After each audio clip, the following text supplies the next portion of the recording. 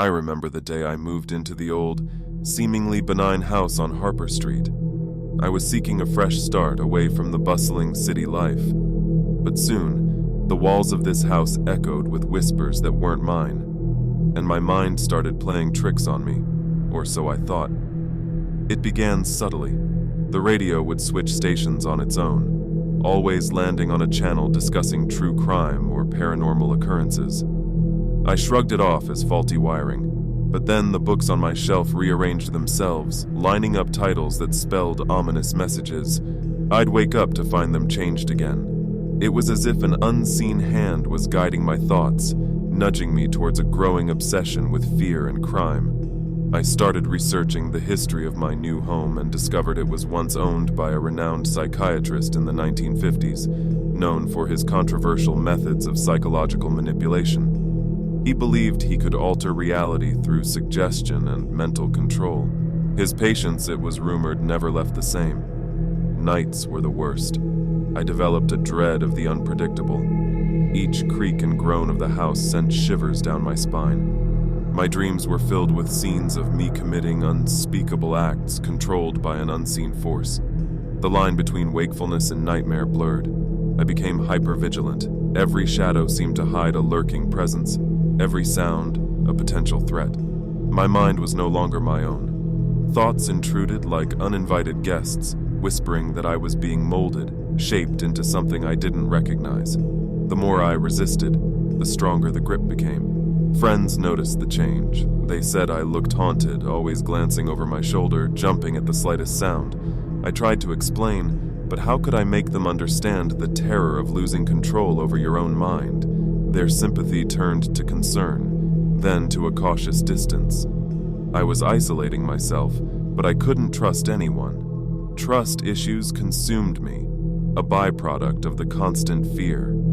The climax came one stormy night. The house was alive with eerie energy, the walls pulsating with a rhythm that matched my racing heart. In the eye of the storm, I heard a clear, commanding voice, not through my ears, but inside my head. It urged me to walk to the attic. I fought it, every step an internal battle. In the attic, I found the psychiatrist's old notes, detailing experiments in fear and mind control. The realization hit me like a thunderbolt. His work hadn't ended with his death. His presence lingered, feeding off my fear, manipulating me to continue his experiments. In that moment of clarity, I understood the power of suggestion. The house, the whispers, the intrusive thoughts, they were all tools used to break me, to study the effects of fear and paranoia. But knowledge is power. I burned the notes, watching the flames consume years of twisted research. The fire's glow cast eerie shadows, as if the house itself was resisting. That night, a thunderstorm erupted as though the heavens themselves were angry. Each lightning flash seemed to reveal fleeting, distorted faces in the windows. I lay awake, haunted by the feeling of being watched, of whispers slithering into my ears, planting seeds of dread. Days blurred into a paranoid vigil. I saw shadows move, heard my name in the wind. The boundary between reality and delusion was fraying. One evening, a piercing scream shattered the silence. I rushed outside, heart racing, only to find nothing but the howling storm. It was a psychological assault, a final attempt by the house to reclaim control. But I stood firm, refusing to yield to fear.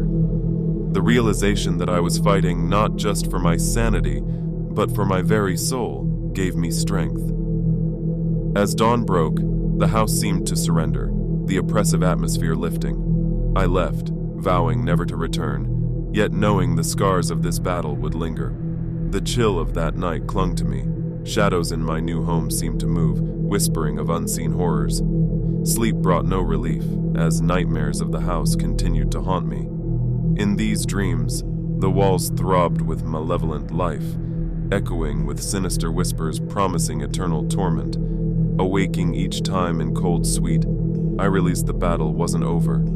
The house's influence lingered, a ghostly imprint on my psyche. Every misplaced object, every flicker of shadow fueled my paranoia. It was a silent war within my mind, a fight against the residual fear that threatened to engulf me. The house protested, shaking violently, but as the last ember died, a wave of calm washed over me. The mental fog lifted.